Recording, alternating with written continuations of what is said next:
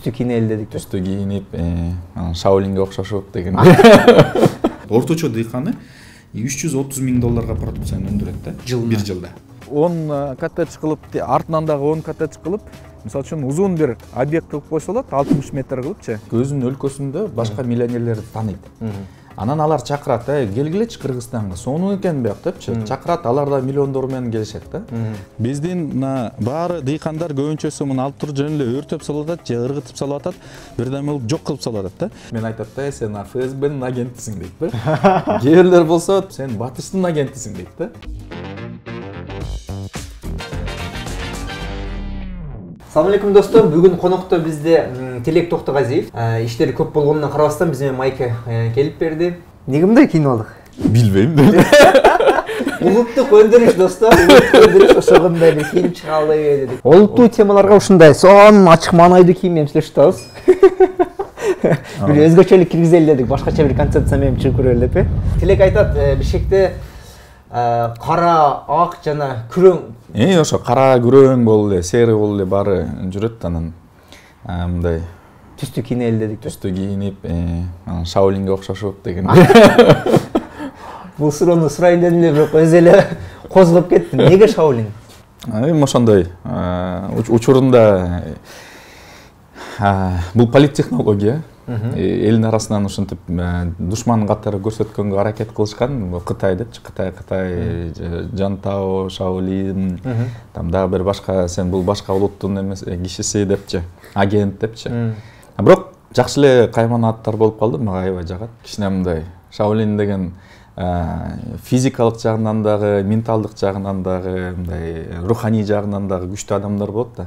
Шаолин деген атка татыктуу болуш үчүн аябай көп аракет кылыш керек да. Жантаодо мен эсимде деле жок, тиги айтышат, Часпик деген кинодон экен дейт го. Бирок мен чын эле анан кийин бул ким экен Жантао деп карасам, аябай окшош экенбиз. Чын эле. Прям даже мен көрүп алып чын эле окшош экен дедим да. Эми болсо болор эт. Бирок эң негизги атым Тилек, кадимкиде эле кыргыздын жигитимин. Негизи мен Санжираны жакшы билем, 18 атамды билем. 6-чы атам мисалы үчүн Кашкар деген батыр болгон.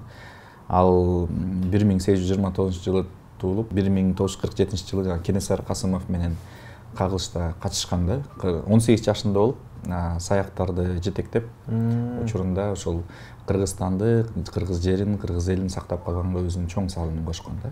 Ошондо мен түшүнгөндөй, ошондо 18 жашында болуп, ошол саяктарды жетектегендин бири болуптур да. Бизде кимдер болгон? Байлар болгон, бектер болгон, бийлер болгон да, туурабы? Мурунчу. Ошол бул бек катары болгон да. Бек деген бул батырлар да, күчтүү адамдар дегендейчи.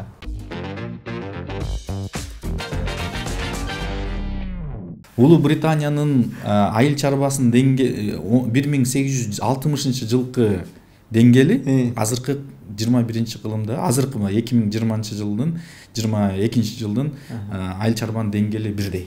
Бир дыйкан орточо эсеп менен канча долларга продукциясын өндүрөт дегендейчи. Дүйнөлүк банктын ушундай көрсөткүчү бар.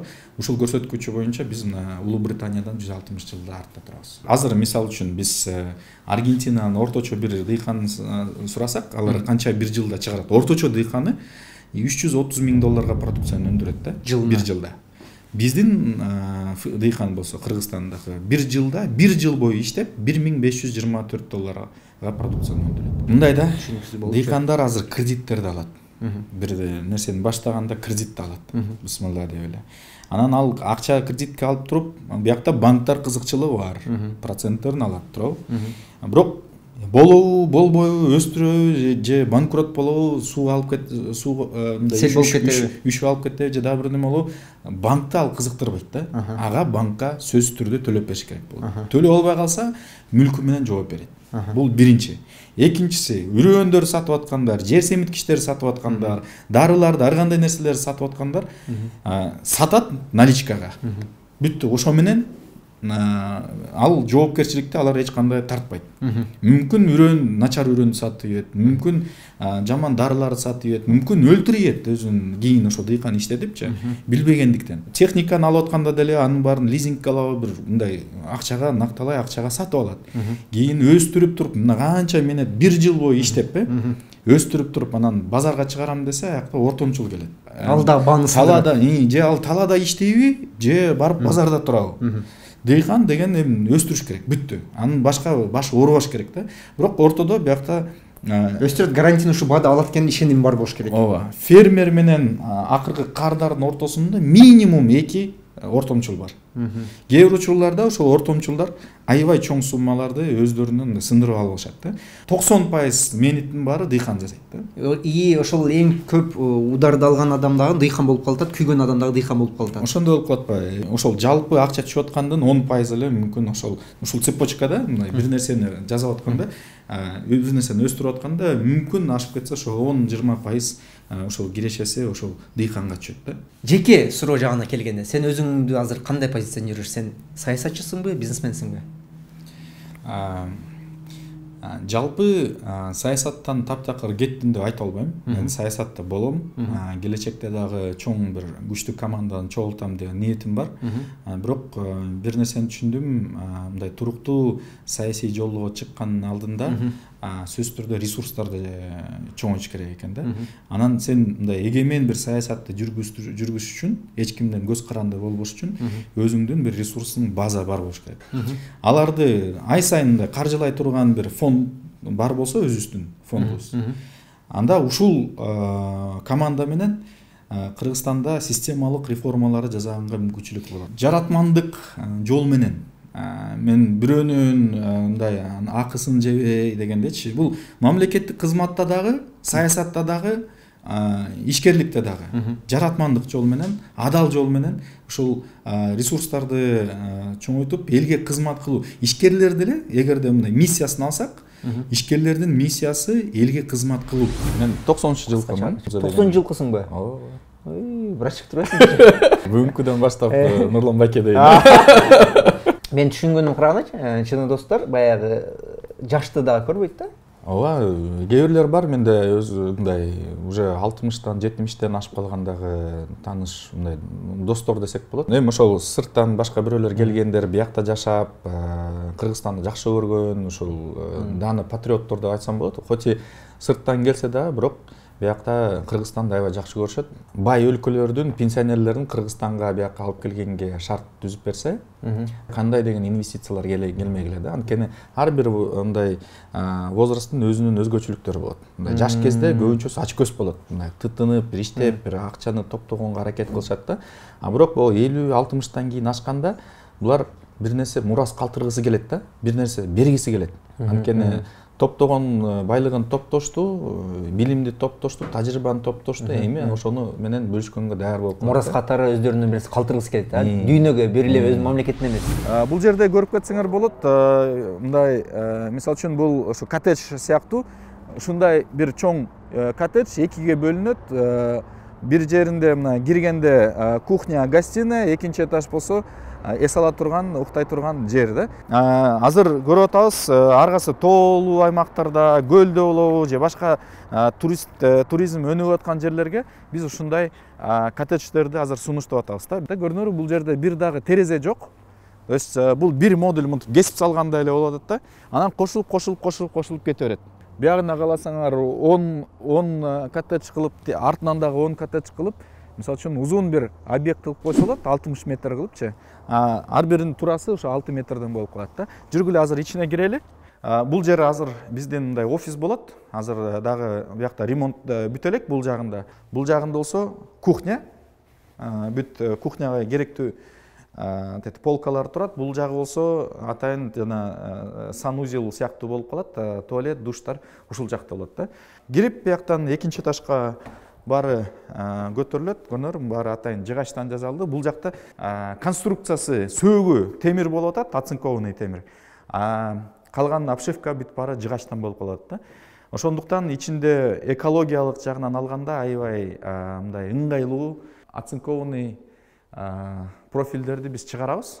Анан ушул профилдерди бири-бирине улаштырып, бул көчмөндөрдүн технологиясы десек болот, бири-бирине улаштырып, каалагандай конструкциялар жасасак болот да. Кичинекей беседкалардан, тоокканалардан баштап, чоң килтейген бир 1000 квадрат болобу, 10 000 квадрат болобу, 100 000 квадрат болобу, түрлүү чоң объекттерди салганга бизде мүмкүнчүлүк бар.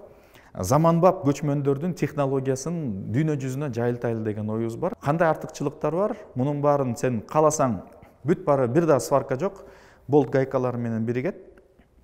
Аябай бат чогулат. Анан башка конструкцияларга, темир конструкциялар менен салыштырмалуу минимум где-то 2 эсе арзан болуп чыгып калат да. Баасы именно бул темир конструкциясы өзү мунуку жер менен санаганда $30 башталат да. Темири, сөөгү. Калганын силердин мындай капчыгыңарга жараша, өзүңөрдүн мүмкүнчүлүгүңөргө, фантазияңарга жараша обшивка кылып койсолот да. Мисалы үчүн бул жерде эми орточо мындай базальт менен жылытып, сыртынан дагы көрүнөр, көп мындай ичинен дагы ар кандай жыгачтар жасап, баарын койгону биякта эми орточо эсеп менен где-то $200–250 бир чарчы метр кетип калды да. Бул уже каалаган өздөрү каалагандай кылып модификация кыла болсо болот. Эгерде биз тетиги өндүрүш үчүн же складтар үчүн чоң ар кандай ангарларды айтсак, алар болсо жана под ключ, бул стяжкасы менен, кичинекей бир фундамент менен, темир каркасы, обшивкасы, ичинде жылыта турган мындай жылуулай турган ар кандай материалдар менен жапканы менен жалпы под ключ $80, $100 чейин болушу мүмкүн, орточо ушундай да. Бул дагы биздин мындай разработка болгондуктан жалпы технология арзан кылып берип атат. Мындай көбүнчө азыр ушундай кымбатчылыкта, кризисте биздики көп ишкерлер үчүн эң ыңгайлуу технологияны азыр берип атабыз да. Буюрса эми Кыргызстанда мындай бааны сактап турабыз дегендей ниетибиз бар. Бул жылдан баштап башка өлкөлөргө дагы чыгарабыз деген ою бар. Ал башка өлкөлөрдө болсо баасы мындай базардын баасы менен орточо кылып туруп, аяктан көп башка өлкөлөрдө скорее всего кымбатыраак эле кылабыз да. Ошондуктан логистика жагынан дагы алыскы өлкөлөргө биз жеткизгенге мүмкүнчүлүктөрүбүз бар.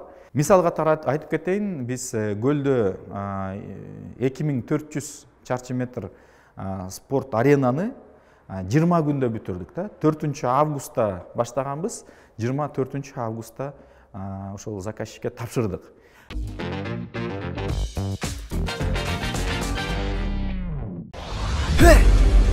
Это было супергеройское приземление. Круто! Правда? Монтаж! Монтаж!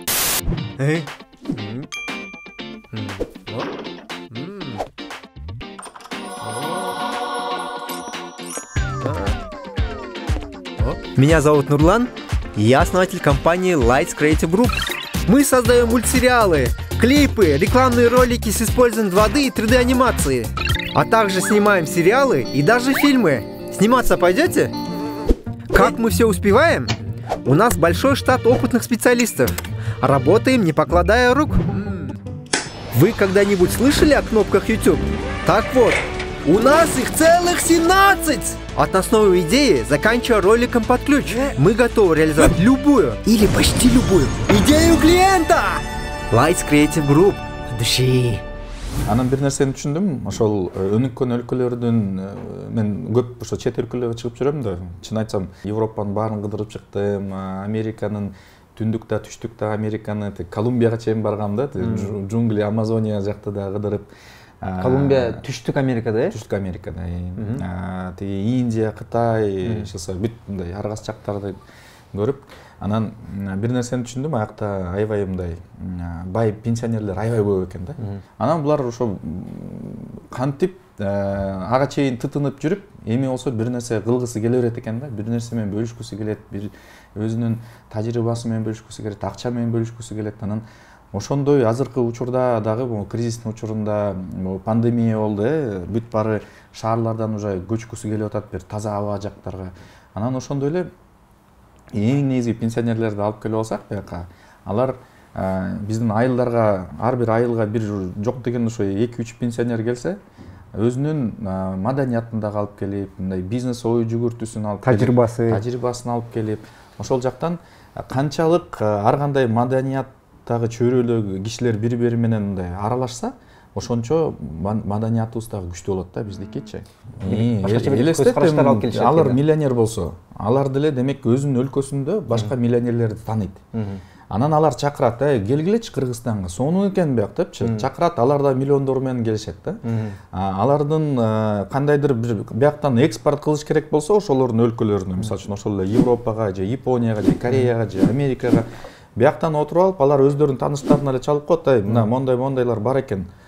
Давай деп туруп анан жеңил эле ошо өздөрүнүн өлкөлөрүнө экспортты да бияктан уюштуруп койсо болот эле да. Мындай вроде бы Кыргызстандын бюджетинен бир дагы сом кетпеген демилге, бирок шарттарды эле түзүп берип койсо, туризм министрлигине айтып койсо, мына келе ошондой программаны өзүнчө даярдагыла десе, бул дүркүрөп өскөнгө экономика жагынан дагы, маданий жагынан дагы, жалпы билим берүү жагынан дагы дүркүрөп өскөнгө жакшы шарт түзүлөт эле да. Негизи мен ошо 18 жашта ишкерликти баштагам. Бул биринчиси ошо 2000 сомдо чогултуп, Киевский ДЖНКдан сокту саткам да. Кийин болсо бир айдан кийин ошол будканы бирөө келип сындырып кетип, мен ошондон кийин түшүндүм да, бизнести мындай коопсуздук жагынан жакшы боло турган бир жерде бизнести жасаш керек экен деп, бул Ала Тоо кинотеатр бар экен. Ошол жактан барып, администрациясы менен сүйлөшүп, ушу 1 эле квадратный метр кичинекей жерде сурап, анан ошол жакта арендага алып биз кислородный коктейль дегенди баштаганбыз. Анан кислородный коктейлди бир айча иштетип көрсөм, жакшы кетпей, пена болчу эле да, ошо пенаны эл жактырбай, анан ошондо түшүндүм да, тиги эң негизги эл түшүнө турган нерсе керек экен. Жаңы баштап аткан кишилер ойлойт да, бир стартап кылам десе, Кыргызстанда жок нерсени кириш керек депчи. Мен деле ошондо ойлогом, бирок эң негизги нерсе ал эмес экен, эң негизги элге керекпи же кереги жокпу, бир пайда алып келеби, түшүнөбү аны кардар деген суроого жооп бериш керек экен да. Анан эл эмне деп атты? Абаны сатып атасың дейт. Биз ичкенде бир нерсени, мындай ашказан сезе тургандай бир нерсе болуш керек экен деп, анан ошо сүттүн негизинде молочный ушу коктейлдерди жасап баштаганбыз. Кадимкидей эле ошондо жакшы болуп баштады. Күнүгө ушу 1000 сомдон таза киреше, 1000 сомдон ашыгыраак таза киреше алып баштадым. Анан эсимде бар, ошо 8 мартта биз бир күндө 32 000 сом тапканбыз. Ал ушунча көп акча болду. Мен ага чейин күнүгө ата-энем мага 20 сомдон берип турган кез болчу. Анан студент болгондо уже бир жумага 500 сом берчү, бирок мен анча акча эч качан кармап жүрчү эмесмин да. Анан ошол бүт чөнтөктүн баары акча, 100 сомдук купюралар менен толуп калды эле. Ошондо мен биринчи жолу мындай, ушунча акча тапса болот экен деп, биринчи жолу өзүмдү финансылык жактан эркин сезген, өзүм аябай жакшы болот экен. Бир айдан кийин экинчи точканы ачтык. Кийин дагы кичине жүрүп туруп, тиги космопарктан ошондо сурадык. Биз ошо администрациясы менен да сүйлөшүп, ошо космопарктан суранып жерди алдык. Ал жерде мен мындай кредитти үйдөн ата-энем менен да сүйлөшүп, келе үйдү залогко коебуз, анан кредитти алабыз деп аларды көндүргөм. Анткени айттым, эгерде таптакыр эле болбой калса, мен таксовать этип туруп ошол кредитти жабам деп түшүндүрдүм. Анан ошентип 21 жашымда биринчи кофейняны ачтым. Анан кофейнядан бизде ошо кофе, сэндвичтер сатып атып, коктейлдер сатып атып, аяктан да аябай жакшы бир кирешелер түшө берчү. Бирок мен Бишкекте эле төрөлгөм. Анан туңгуч жакта өстүм. Анан туңгучта ошол 90-жылдар аябай кызык убакыт болгон. Чын айтсам, дайыма эле двор менен двор согушуп, район менен район согушуп, кичинекей болсом дагы ошолорго аралашып жүрчүмүн да. Анан эстеп кетсем, кайсы мектепте окудуң эле? Мен биринчи Аламидин 1де окугам, 38-мектепте. Анан 73-тө да кичине окугам, 2 жылдан кайра 38-ке көчүп. Анан кийин биз туңгучтан рабочий городокко көчкөндө 9-мектепке баргам. Анан 9-мектепте ошо бүтүргөм да. Тилинде анан мен университетке өткөндө ошол атайын дебатка кыргыз тилинде жазылгам. Анткени университетке өткөндө мен биринчи дебатка мындай катышканда эсимде бар да, отурасың биринчи угупчу. Өкмөт тарабын угасың, анан оппозиция тарабын угасың да. Өкмөттү угалы эле, мына тура молодец азаматтар деп туруп кол чабасың. Кийин оппозиция чыкса, моунусу туура айтып атат деп. Анан мындай башың айланып кетет да. Анан ошол критикалык ой жүгүртүү дегенде ошол дебат аркылуу өнүктүрөт экен да. 16-жылы биринчи жолу ошо Колумбияга барганда, аякта дүйнөлүк бүт ишкерлердин мындай жолугушу болгон да, форум сыяктуучу. 160 өлкөдөн ишкерлер чогулган. Ошо Кыргызстандан мен ошол жака барып калгам. Кайсы шаар барасыздар? Богат Меделин деген. Пабло Эскобара деген бар эмес беле, ошонун шаарына барганда. Кийин болсо ошентип аралашып жүрүп, ошол жака мисалы үчүн барганда мен дүйнөлүк лидерлер чогулганда, эң алдыңкы технологиялык компаниялар менен аралашып жүргөндө мен ага чейин мындай бул ЕС, Таможенный союз деп эле ошонун алкагында жүрүп, анан эсимде бар, тиги бир пакистанец менен жолугушуп атам да, пакистанец айтат: "Сен каяктансың?" дейт. Мен болсо Кыргызстан. Мен биз ага чейин пакистанецтер, силер кимсиңер дегендей мамиле болчу да. Мен Кыргызстан канча эл деп атпайбы? 6 миллион. Бирок биз деген бизде ушундай Таможенный союз деген бар, биякта 180 миллион киши, ушул чоң базар десем. Канча? 180 миллион? Бизде болсо өзүбүздө эле Пакистанда эле 220-230 миллион киши деп. Ошондо мен дудух деп туруп мындай жарылды да, жана айтпаймынбы, чектөө рамкаларчы сынды. Анан экинчи жолу болсо бир фонд менен, инвестициялык фонд менен дагы отуруп, жекеме-жеке отуруп сүйлөшүп калдык. Алар өзүң жөнүндө айтып бер деп атпайбы, айтып берип атсам. Анан ал дагы өзү жөнүндө айтып берди. Биз мына ушундай америкалык фондбуз. Биздин инвестиция кылып атканыбыз 100 миллион доллардан өдөө болот деп атпайбы. Сен долбооруң жөнүндө айтып бер, эгерде ошол 100 миллион доллар инвестиция керек болсо, сен ушундай долбооруң ушуга татыктуу болсо, анда биз сага салганга мындай карап көрөбүз деди да. Мен ошону угуп алып туруп, мен болсо аяка чын айтсам мындай 100 000 доллар болобу, 200 000 доллар, 500 000 долларга чейин доллар менен барасың. Ошондой ой болот экен, там 100 000 доллар болобу, эми ал канча ошо 14-жылы. Жок, 16-жылы болуш керек. Казакстандан же башка өлкөдөн эмне үчүн азыр биз мисалы үчүн алма Польшадан келет, Аргентинадан келип атат? Эмне үчүн? Кыргызстанда ноокаттын сонун алмасы бар, туурабы? Көлдүн алмасы бар, бирок мындай полкаларда биз ата мекендик өндүрүшчүлөрдүн көрбөйбүз. Көбүнчөсү импорттук. Эмне үчүн? Анткени ушул НДСте бүт баары жооп турат да. Эми ата мекендик өндүрүш жана дыйкандар биринчи 12% төлөп туруп, анан ошол жакта жана 24% менен кымбатыраак болуп калып атат да продукция. Кардар үчүнчү. Эки эсе. Импорттук продукция киргенде алар жана счет фактурасын берет. Тиги 12%-ты торговый сеттер коётканда зачет менен 12%дын мүмкүн 10%-ын төлөйт, 2% төлөп калат да. Ошондо ата мекендик өндүрүштүкү 24% нагрузка болуп калат, импорттук продукцияга мүмкүн 2% нагрузка болуп калат да. Ошондо карабайсың 20%-га среднем ата мекендиктин мындай өндүрүшчүлөрдүн продукциясы, улут өндүрүшчүлөр ошол эмеге ал кымбатыраак болуп калып атат да. Ошондуктан бул система мындай, мен токсичный система деп айтып атам, биздин өндүрүштү талкалап атат да. Бул мурунтан бери ушундай иштеп аткан. Ошондуктан бул жерде же бул бүт цепочкадан бүт барын жана үрөндөрдөн жана жер семиткич жана башка бүт технологиялардан баарын бошотуп туруп, анан эң негизги жана соода тармактарды дагы бошотуп салса, анда биякта мындай жакшы бир шарттар түзүлөт да, биздин өндүрүштү күчөткөнгө. Же дыйкандарды дагы жана 12% НДСти төлөп туруш керек. Ошондо бул дыйкандар жана бүт баарын сатып алып атканда зачет деп туруп алат. Фактически жана кайра тиги соода тармактарга дагы счет фактура менен берет. Ошо менен баары мындай арзандуу болуп калат да. Бизде ошол 12%дык НДС 2 жолу төлөнүп калаттыр. Же баарын бошотуш керек, же баарын төлөп туруш керек. Баарын төлөп турганда да фактически ошол жалпы 12% нагрузка болот бияктачы. Азыр болсо эми улуттук өндүрүштүкү 24% болуп кетет. Бул муң менен эч кандай өндүрүш мындай өнүкпөйт да. Университетти кайсы жылдары бүтүрдүң? 13-жылы бүтүрдүм. 13-жыл кайсы университет? Кыргыз Орус Славян университети. Славян университети. Эл аралык мамилелер боюнча, анан мындай жалпы дүйнөлүк процесстерди мен ошол Россия тараптын көз карашы менен көрүп калгам да. Кээ бир биздин ошол кандай десем, батыш көз карашы менен кишилер ошону эстеп туруп мен айтат да, сен ФСБнын агентисиң дейт да. Кээ бирлер болсо сен батыштын агентисиң дейт да. НПОшник дегендей эмне депчи. Кайта мен бир дагы НПОго аралашкан жерим да жок, бир дагы сом грант алган эмесмин да. Кээ бирлер болсо жана мындай бул өзгөчө октябрь 20-жылдын октябрдан кийин жана бул Кытайдын агенти деген болуп калды. Анан ошондуктан мен ушу көрдүм мындай бир киши болуп, бирок 3 тараптын агенти болгондой болуп көрсөтүлүп калды да. Славян университетинде окуп жүргөн болсоң, мисалы КВНдерге катышпадың беле?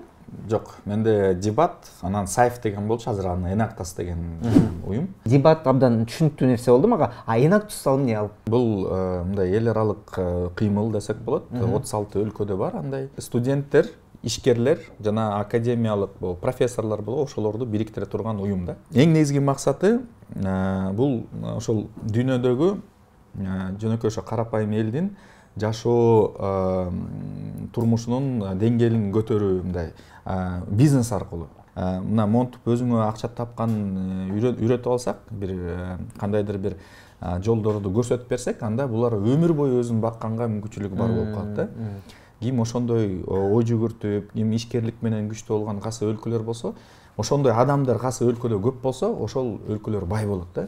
Кайсы жерде мындай биз баякушпуз, бизге акча бергиле, жардам бергиле. Эл кандай болсо, мамлекет да ошондой болот да. Бизде тилекке каршы азыр мындай өзүбүзгө ишенбей, бирөөлөргө эле претензия кылып эле, мына булар жаман иштейт, тигилер жаман иштейт деп эле жүрүп эле өзүбүзгө карабайбыз да. Анан ошондой эки түрдөгү адамдар болот негизичи. Бирөө дайыма бирөөнү сырттан күнөөлөрөт, олар жаман, тигилер жаман, бул иштебей атат. Хейтерлерби? Хейтерлер. Анан экинчи булар өтө аз мындай кишилер, андай аз эле да. Булар ар бир нерсенин өзүнүн жоопкерчилигин алышат. Мен өзүмө жооп берем дейт да аларчы. Канчалык ошондой жаратман адамдар көбүрөөк болсо Кыргызстанда, ошондойду көбүрөөк даярдасак, маданият аркылуу, билим берүү аркылуу ошондой адамдарды көбөйтсөк, ошондо Кыргызстан бара-бара өнүгүп кетет да. Анан эң чоң көйгөй бул жумушсуздук болуп атат. Кайсыл жол менен мен биздин айылдагы элге жардам бере алам деп, анан ушу күнөскананы баштадык элек, парниктерди. Кээ бир үй бүлөлөргө биз ушу парниктерди жөн эле салып берип, алар ушу менен өзүнүн жашоо турмушун жакшырта алганга мүмкүнчүлүктөр бар болуп калды. Инвесторлор да келип баштады, кел чогуу иштейли, акчасын биз дагы салайлы деп. Анан мен дагы кофейнядан түшкөн акчаларды дагы салып, инвесторлордун акчасын кошуп, биз баарыбыз ушундай чоң объектти салганбыз. Жалпы 6000 чарчы метр менен теплица салынган. Эң биринчи ката күнөскананы аябай жапыс кылып алып турбуз. Жапыс болгондуктан ичинде микроклиматты башкарыш аябай оор болуп калат экен. Мен ошондон кийин түшүндүм, күнөскана аябай бийик болуш керек экен депчи. Мисалы үчүн Голландияда 5 метрлик, 4 метрлик күнөсканалардын баарын бузуп, азыр анын ордуна 8-9 метрлик бийиктиги ушундай күнөсканаларды салып атыптыр да. Андан тышкары периноспороз деген дагы бадыраңдын өзүнүн оорусу бар. Бул грибковое заболевание деп коет. Ошондон анын дагы Германиядан бир Алиет деген бир препаратты таап келдим. Ал дагы аябай жакшы жардам берди да. Германияда Швайнфурт деген бир жерде илимий изилдөө институтка кирсем, жер семирткич катары сатып атышыптыр. Карасам, бул эмне деп сурасам, бул органикалык жер семирткич аябай кымбат дейт. Анан бул эмне десем, жүн экен, кадимкидей эле койдун жүнү экен. Бул кадимкидей эле биздин кара жүн. Биздин баары дыйкандар көбүнчөсү муну алып туруп жөн эле өртөп салып атат, же ыргытып салып атат, бирдеме кылып жок кылып салып атат да. Бирок Германияда мондай 1 килограмм жүндү дыйкандар 10 евродан сатып алат экен. Бул 1000 сом.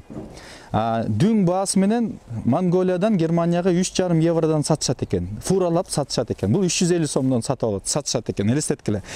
Эми биз болсо муну жөн эле ошентип ыргытпай, өрттөбөй, муну жер семирткич катары колдонсок болот. Германияда илимий изилдөө институттарда мен биринчи жолу ошону жер семирткич катары колдонуп аткенин көрдүм.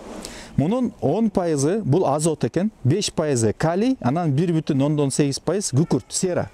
Муну өтө кымбат, өтө баалуу жер семирткич катары баары билишет экен, дүйнөдө ушундай илим айтат экен да. Ошондуктан силер дагы ысырап кылбай, ушул жүндү, койдун жүнүн сөзсүз түрдө айыл чарбада өзүңөрдүн жерлериңерде колдонсоңор болот. Ал нымдуулукту да жакшы сактап берет. Абаны дагы мындай киргизгенге жардам берет, топуракты борпон кылып бергенге жардам берет да.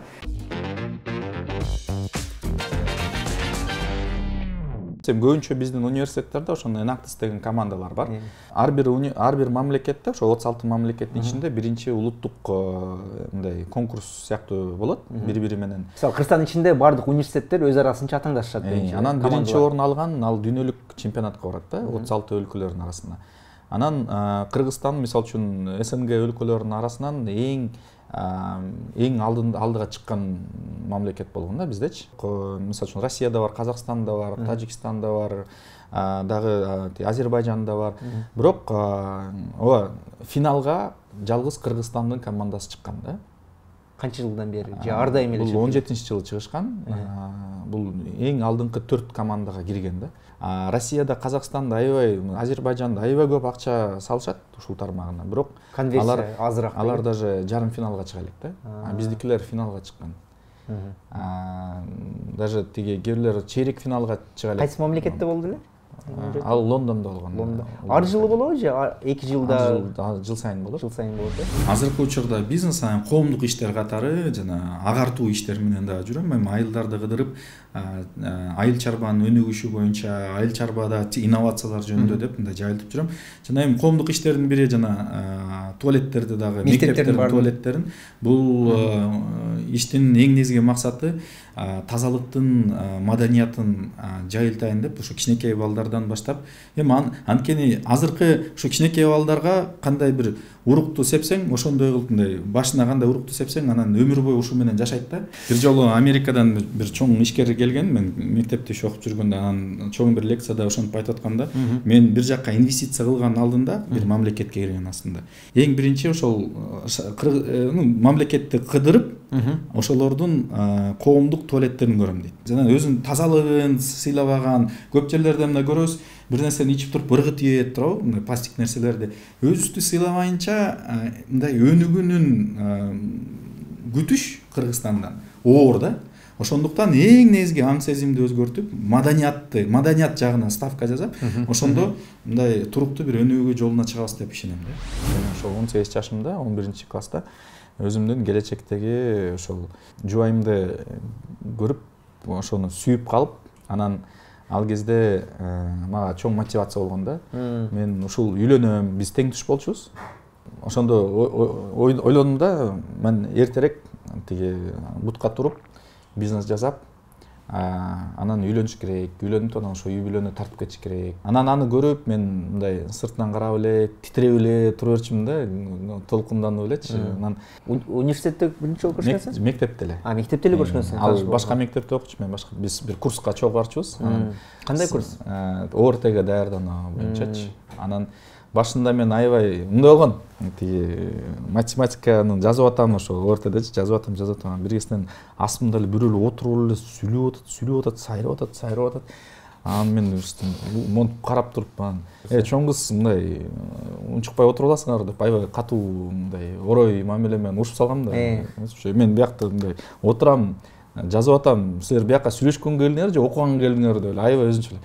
Анан бир кезден кийин астымда ошо кыз монтип туруп эле, бурулуп туруп эле, мени карап туруп эле, анан очкиси аркылуу 2 жолу монтип көзүн жумуп коюп туруп эле, кайра эле анан тиги өзүн мындай сүйлөшүп атат да. Мен болсо ичимен болсо аны көрүп калып эле. Анан көзүн көрүп туруп эле очки аркылуучу, көз айнеги аркылуу убакыт токтоп калды да. Убакыт токтоп калды. Кинодогудай болуп турбу? Уже тиги бүт математика өлдү, бүт баары өлдү. Мен ошол жакта эле туруп эле улантыр деп эле анан ошондон кийин мен аяка ОРТге даярданган үчүн эмес, мен ошол келип алып эле ошол кызды монтип карап отурган үчүн келе берчүмүн да. Анан жан ошентип өтүп баратса эле, тим эле толкунданып эле, титиреп эле. Анан ошол бир взгляд менен нокаутка кетиптиң анда? Нокаутка сразу кеттим. Ошондо эле айтканда ушул ал 2008-жылы болгон. 2012-жылы 17-августта ушул кыз экөөбүз үйлөнөбүз деп мен максат коюп койгом да.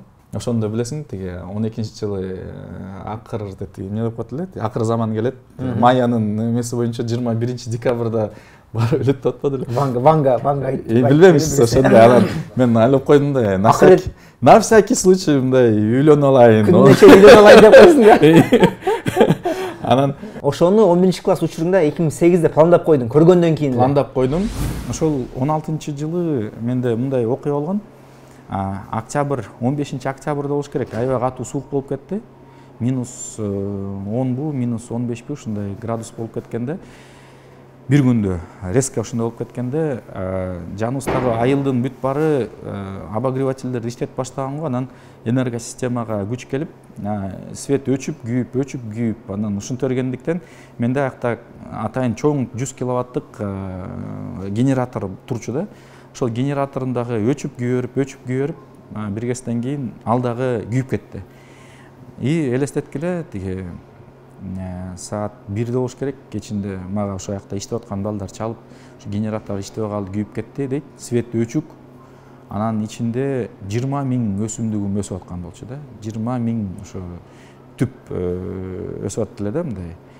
Анан мен аракет кылдым келип ремонт кылганга, бир мастерлерди ойготуп барып үйүнөн таап келип жасап бергиле десем, кээ бир детальдар күйүп кетти. Ошолорду алмаштырыш керек. Бүт магазиндер жабык, эми саат кечинде 1-де каяктан табам. Паника болуп, ишилсе аябай жаман болуп, анан эртеси уже кайра свет күйүлгөндө көбүнчөсү өлүп калды. Кайра дагы бир сезонду баштайын деп квартираны сатып, кайра сезонду баштадым эле.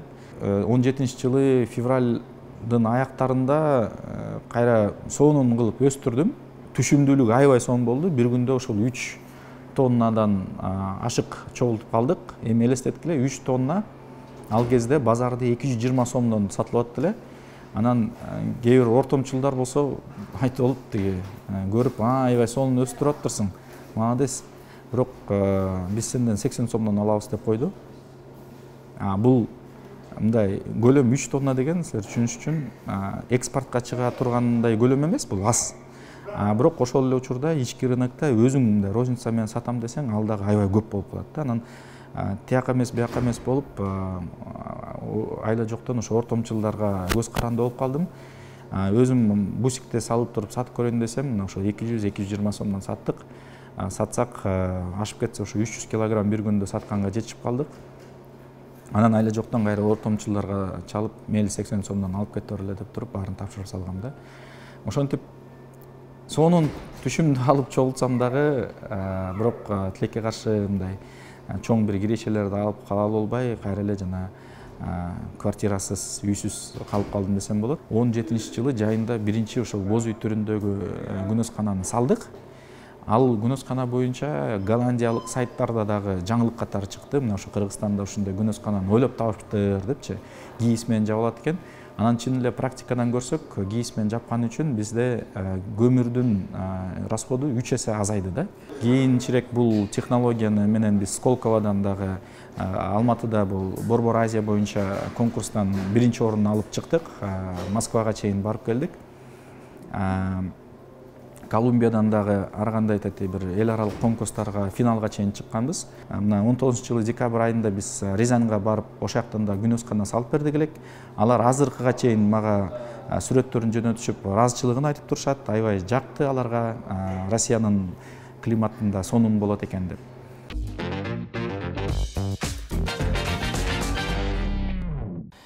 Ал кезде болсо ата-энем 2008-де 11-класс учурунда. Мектепте окуп жүргөндө мага атам 20 сом күнүгө берчи. 20 сом менен киного чакырып албайм. Өзүмө эптеп жетет. 5 сом маршрутка, 10 сом жол киреге кетет, 10 сом анан пирожки алып жейсиң же бир нерсе да, ушундай болчу да. Анан мен эсимде бар, мектепте 11-класста окуп жүргөндө 2 жума эч нерсе жебей, атайын кофейняга барып, өмүрүмдө биринчи кофени, мындай 3 в 1 эмес, реальный кофени 11-класста ичкем. Ошондо отуруп алып, заказ кылып, эң арзанты эспрессону алып алып туруп, терезенин жанына атайын келип алып, кинолорду алып туруп деп кофе ичип туруп, анан атайын тиги дагы чаевыйга калтыра тургандай кылып туруп, мындай заказ кылгам да. Ошол акчаны, менде вообще акча жок башкачы. Ошолор менен эле атайын 2 жума эч нерсе жебей туруп, анан бир ошол кружка кофе ичиш үчүн баргам да. Анан ошондо отуруп алып, мен бир күнү өзүмдүн кофейням болот, ошол жакта каалашынча кофе ичем деп 2008-жылы айтып койгом. 2011-жылы декабрда мен биринчи кофейняны ачкам. Ал кезде еще Кыргызстанда көп деле кофейня жок болчу, Сиера ачыла элек болчу, Адриано жок болчу. Анан ошо Космопаркта кофейняны ачкам да. Кайсы жылы? 11 жылы. 11 жылы. Анан ошол 12 жылы 17 августта биз үйлөндүк. Аякта деле өзүнчө мындай Санта Барбара болгон, эми аны айтпай эле, ал өзүнчө бир кино тартыш керек да ал боюнчачы. Мындай бизде азыр мисалы үчүн мына бул жылы 10 жылдыгыбыз болот үйлөнгөнүбүзгө. Улум 8-ге чыгат жакында, кызым 5-те. Обручальное кольцо. Шакек неге ташыбайсың, неге жок? Же жоготуп алгансыңбы? Аны жоготуп алганбыз тиги. Мен көлдөн аябай алыскы тиги. Ушундай жакшы көрөм да, алыс жакка сүзө бергенчи. Анан аябай алыс кетип калгам. Анан аякта суу муздак экен да. Анан монтуп эле монтуп туруп тиги артка тартканда эсимде бар мындай. Сууга чабып жүргөндө монтуп туруп анан мынткенде демди чыгарасың да. Чыгарганда анан чыгар идим, анан ошол эле убакта мондай эме шайкек бошоп кетти да. Бошоп туруп түшүп баратат. Мен болсо уже абаны чыгар идим да. Анан кайра деп эле чыгарып эме абаны алып туруп, анан эң түбүнө эптеп жетип туруп бир кезден уже кумга түштү. Моунда эле эптеп алайын десем да кумдун арасына жоголуп кетти да. Келинчегим жээкти болчу. Анан ал дагы жүрөгү түшүп калыптыр. Мен жоголуп кеттим да. Суунун астына кирип кетип, чоңуп кетти деп анан. Буюрсам мүмкүн бул 10 жылдыкка кайра жаңылап коесуңар. Жаңылап просто мен ал жакта ошо келинчегимдин аты Бактай деп жазып турчу да. Мындай гравировка менен. Анан биз ал ошол шайкегинде сенин атың жазылган. Ошол эле шайкекти мен кайра чыгарам деген оюм бар болчу да. Алып чыгарам депчи. Ошо 19-жылы атам ооруп калды эле. Врачтар жаңы жылдын астында бир операция кылып алыш керек деп жөн эле мындай коркутуп кел операция кыл дедиле. Анан ошентип атам операция кылып салып ошол кезде суктап калганго. Анан ошентип иммунитет слабый кезде операция кылганда раковый клеткалар ойгонуп калыптыр. Ошо менен анан январь айында дагы ар кандай бир витаминдерди берип бериптир. Витамин болсо раковый клетканы дагы көбөйтөт экен. Анан январьдын аяктарында биопсия кылып мындай текшерели десе, баары биопсия Кыргызстанда онкологиядан таза чыкты. Анан мага чута жакпагандыктан мен тиги айттым, жүр эле Турцияга барып келели, ошол жактан текшерели деп. Анан Турцияга алып барсам, Турциядан айтышты да, тиги рак экен, өпкөндө рак бар экен деп. Анан ошол жактан эң жакшы клиникага барып, эң жакшы специалисттер менен иштеп аттык, бирок тилекке каршы атамды ошо 5-мартта жоготуп алдым. 20-жылы. Окуядан кийин мен түшүндүм да, же биз Кыргызстандан көчүп башка мындай өзүбүздүн ата-энебиз, жакындарыбыз аман эсен боло тургандай күчтүү медицина менен өлкөгө баш керек. Анан өзүбүздүн балдарыбызга жакшы билим бере турган система мындай бар болгон өлкөлөргө баш керек, ошол жакта жашаш керек деп ой келди. Же калсак, анда Кыргызстанда ушул саясий жол аркылуу ушул жалпы системаны өзгөртүш керек деп ошондо мындай ушундай чечимге келдим эле да. Атамды мына сөөгүн ошо чогуу Турциядан алып келип жерге берип Куран окутуп жүрдүк элек. Анан 10 күндөн кийин эле жана пандемия деп бүт эмелерди блокпостторду коюп кадимкидей эле баары башталды эле. Анан өзүңөр эсиңерде бар болуш керек, жалпы мамлекеттик система жакшы иштей албай койду.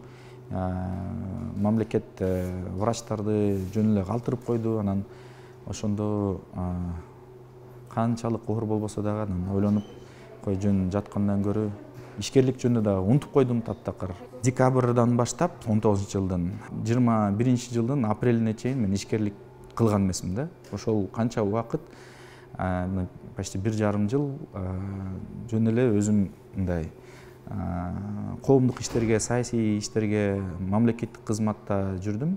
Мындай жаш ишкерлерге кайрылып кетсем, эгерде ишкерликти жасайм десеңер, Кыргызстанда чын эле мындай жакшы эле шарттар бар. Мындай көп башка өлкөлөргө караганда ар кандай мындай тоскоолдуктар деле көп деле жок. Ошондуктан 3 эле нерсени айтам. Эгерде бир идеяны издеп атсаңар, ишкерлик менен иштейм десеңер, анда эң негизгиси өзүңөрдүн жүрөгүңөргө жакын тармак болуш керек. Бир нерсени жакшы көрө турган тармагыңар болуш керек. Анан ошону изилдеп, башыңар менен жакшы түшүнүш керек ушул тармакты. ошондой кылсаңар, ошо жүрөгүңөргө жакын, анан жакшы түшүнгөн тармагыңар бар болсо, бара силерге инвесторлор, акчалуу бир кишилер да келип калышы мүмкүн, айтат, очередке турушу мүмкүн. Эй, мен акча салайынчы сага депчи. Ошондуктан эң негизги ошол 3 негизги фактор болуш керек. Жүрөгүңөргө жакын, жакшы түшүнө турган, анан ошол тармак акча алып келе турган тармак болуш керек да. Көбүнчөсү ойлонуш мүмкүн, мен еще жашмын, дагы тажрыйба топтош керек депчи. Жок, баштай бериш керек. Мисалы үчүн, дүйнөдө эң жаш бала ушул ишкер. Бул 3 жаштагы Райан Росс деген Канададагы бир бала болгон. Ага апасы 60 тоокту сатып берген башындачы. Анан айткан, мына балам ушуну өстүрөсүң, жумурткаларды чогултуп, кошуналарына сатасың деген да. Анан бирок бир принципти карманасың деген. 80% түшкөн кирешесин сен кайра ушул бизнеске саласың, 10%-ын өзүң каалагандай коротосуң, анан 10%-ын кайрымдуулукка жумшайсың деп айткан да. Ушул принципти эле карманып атып, ушул Райан Росс 8 жашына толгондо доллардык миллионерге айланган да. Дисциплина көрүнөрү, дисциплина ошону карманып атып, силер үчүн чоң коңгуроо бул. Карап барып атасыңар, убактыңар кетип атат. Ишкерликти коркпой башты берсеңер болот. Бизде азыр 3 тармак болуп калды да. Жана индивидуальный ар кандай өндүрүш үчүн же складтарды, өндүрүш үчүн цехтерди же складтарды салуу деген бул бир тармак, чоң объекттерди. Экинчиси бул DIY деп коет, do it yourself депчи. Бул жана тооккана болобу, беседкалар болобу, үйдөн ар бири өзү чогулта турган нерселер. Анан үчүнчүсү бул глэмпинг, туризм тармагында глэмпинг коттедждер да. Анын ар биринде азыр билбейм 100дөн ашык лидтер бар. Ар биринде заказдар болду. Заказдар, предварительный заказдар. Уже мисалы үчүн бир объектти азыр өзгөндө жазайбыз, уже бүттү, төлөндү. Канча квадрат метр? Аякта почти 1000 квадратный метр. 30-35 миң доллар да. Азыр 35 миң доллардык заказын күтүп атып берди анда. Неме өзгөндө. Ооба. Бул бир эле объект. Андан тышкарыдан заказдар бар. Андан тышкары дагы мына азыр дагы биз эми, кстати, Айыл банк менен да сүйлөшүүлөрдү жүргүзүп, өзүбүздүн продукцияны лизингке дагы бергенге сүйлөшүп алдык. Мисалы үчүн сен кредит алам десең, залог коюш керек да. Объектта залог койбойсуң, биздин эле объект өзү залогко туруп калат. 30%-ын эле төлөйт, 70%-ын болсо банк бизге төлөп берет, анан 5 жылдын ичинде шашпай төлөй берет. Бөлүп төлөй берет. Өзүбүздүн мындай кардарлар үчүн дагы ыңгайлуу шарттар түзүп бердик, кыйналышпасын. Бул дагы ошо лизинг сом менен дагы алышат. Азыр бул доллар өсөбү, чөбү ага эч кандай көз каранды болбойт. Азыркы учурда биз бир айда 3000 квадраттан ашык жасай тургандай мүмкүнчүлүктөрүбүз бар техникалык жагынан. Дагы экинчи, үчүнчү линияны кое алсак, андан да көбөйткөнгө мүмкүнчүлүктөр болот да. Бирок азыр айына 3000 квадрат метр куралат экенсиңер да, азыркы ресурстар менен бирге. Команда канча? 20 адам менен бирге? Өзөгүндө болгон команда. Калгандары партнердук системада. Ал рынок өзгөрүп кетиши мүмкүн. Ошол аналогичный сервис ал жакта пайда болуп калышы мүмкүн ошого. Бирок көчмөндөр дүйнөдөгү эң мындай мобилдүү өзгөрүүлөргө кандай өзгөрүүлөр болсун, бизде өзгөчө тоолук көчмөндөр. Бизде мындай вертикалдык жагынан да өдө ылдый жүрөбүз. Эмеде аба ырайы дагы бир күндө кар жаышы мүмкүн, жан жаышы мүмкүн, күн тийиши мүмкүн. Биздин мүнөзүбүз өзгөрүүлөргө бат мындай адаптация боло алабыз да. Гибкий народ. Ошондуктан биздин мүнөзүбүз башкача. Ушуну эске алып, биз дүйнөдөгү азыр бат күнүгө өзгөрүлүп аткан нерселерге адаптация болгонго шарттарыбыз бар, мүмкүнчүлүктөрүбүз бар. Ошону эске алып, биз дүйнөлүк лидерлерди Кыргызстандан жаратканга мүмкүнчүлүгүбүз бар болот. Кудайым буйрса.